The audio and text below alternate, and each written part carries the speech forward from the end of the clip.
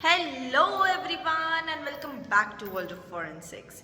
So today we are going to understand a very important topic in both forensic science and law, that is procedures in court.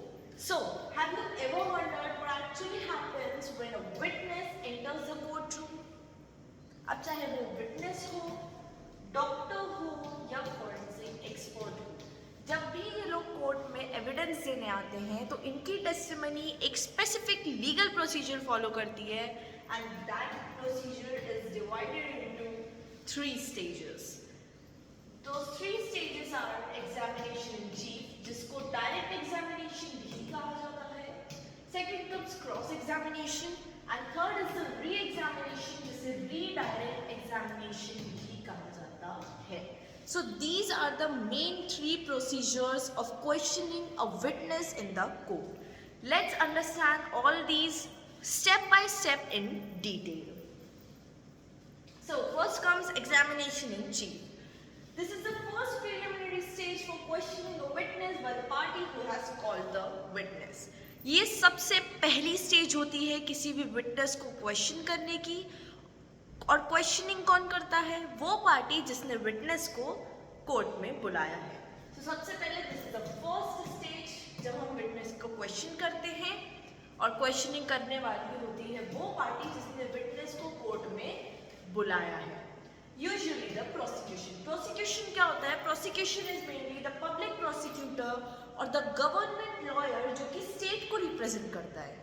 क्योंकि इन countries जैसे India है वहाँ पे basically ये माना जाता है कि जो क्राइम है उसको एक ऑफेंस कंसीडर किया जाता है जो अगेंस्ट स्टेट और सोसाइटी हो रहा है. सो इसीलिए पब्लिक प्रोसिक्यूटर या ये जो गवर्नमेंट लॉयर है ये स्टेट को रिप्रेजेंट करता है. Okay, for example in a murder case the prosecution calls an eye witness to describe what he saw. Prosecution ने एक आई विटनेस को कोर्ट में बुलाया ये सब बताने के लिए कि उस आई विटनेस ने वहाँ क्राइम सीन पे क्या क्या ऑब्जर्व करा. So this is examination in chief. 2 main points over here are कि ये सबसे पहला प्रीलिमिनरी स्टेज होता है विटनेस को क्वेश्चन करने का एंड सेकंड थिंग कि क्वेश्चनिंग करती है वो पार्टी जिसने विटनेस को कोर्ट में बुलाया है. नाउ हम पढ़ेंगे इसका पर्पस क्या है. अब इसका पर्पस होता है to place the witness's fact before the court.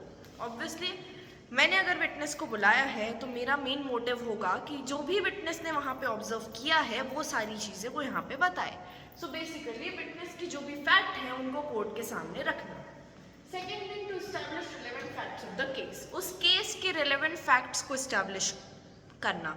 जो कुछ भी विटनेस बताएगा वो अपने फैक्ट्स वहाँ पे वो करेगा, पेश करेगा.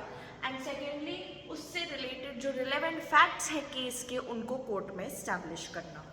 Third to support the version of the party who has called the witness. Obviously क्योंकि अगर किसी पार्टी ने विटनेस को बुलाया है तो वो विटनेस उसी पार्टी का सपोर्ट करेगा.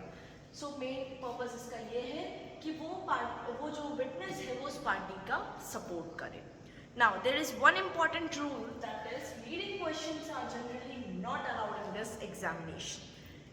इस एग्जामिनेशन में क्या अलाउड नहीं है? लीडिंग क्वेश्चंस अलाउड नहीं है. लीडिंग क्वेश्चंस क्या होते हैं?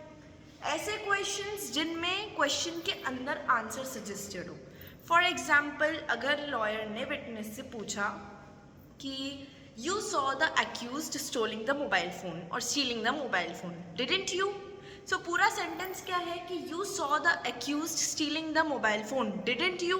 तो इसमें ऑलरेडी एक आंसर है कि हाँ तुमने देखा है. बेसिकली इसमें आंसर है कि अक्यूज ने मोबाइल फ़ोन चुराया है. यहाँ पे विटनेस का काम है सिर्फ हाँ या ना में जवाब देना. It is a leading question कि इसमें ऑलरेडी आंसर सजेस्ट कर रहे हैं. जैसे एक नॉन लीडिंग क्वेश्चन देखते हैं कि what did you saw at crime scene. इसमें एक नॉर्मल सी चीज़ है कि तुमने क्राइम सीन पे क्या देखा. यहाँ मैंने नहीं बताया है कि you saw the accused stealing the mobile phone, didn't you?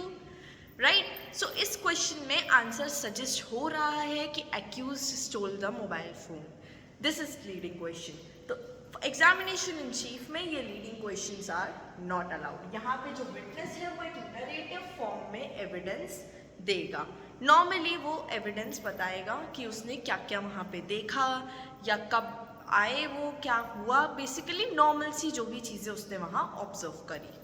Now, next comes the second, that is cross examination. Cross examination is the second stage of examination which comes after examination in chief. सबसे पहला था examination in chief, दूसरा आता है cross examination. This is the second stage of examination. अब यहाँ पे questioning जो होती है विटनेस की वो अपोजिट पार्टी कंडक्ट करती है. जो मेरे अपोजिट में पार्टी होगी वो अब विटनेस से क्वेश्चंस करेगी. This is cross questions basically करना. This is cross examination, usually the defence party. अब इसका पर्पस क्या होता है? To test the accuracy of a statement made by the witness. Witness ने जो भी स्टेटमेंट दिया एग्जामिनेशन इन चीफ के टाइम पे, जो भी फैक्ट्स उसने बताए, उनको उनकी एक्यूरेसी को टेस्ट करना मेन पर्पस होता है क्रॉस एग्जामिनेशन.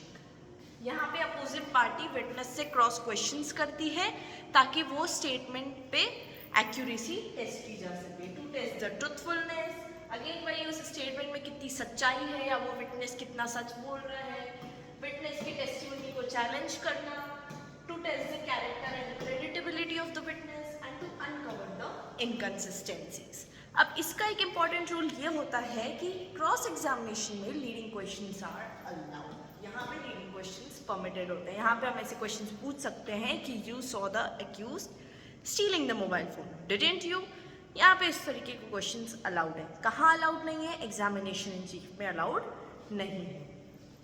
सेकेंड चीज ये है कि ये जो अब क्वेश्चंस हैं ये रिलेट करने चाहिए जो फैक्ट्स हैं उनसे, विटनेस की क्रेडिटेबिलिटी से और उसके प्रीवियस स्टेटमेंट से. जो भी उसने फैक्ट्स दिए, जो उसका पुराना स्टेटमेंट था, उसी से रिलेटेड क्वेश्चंस होने चाहिए.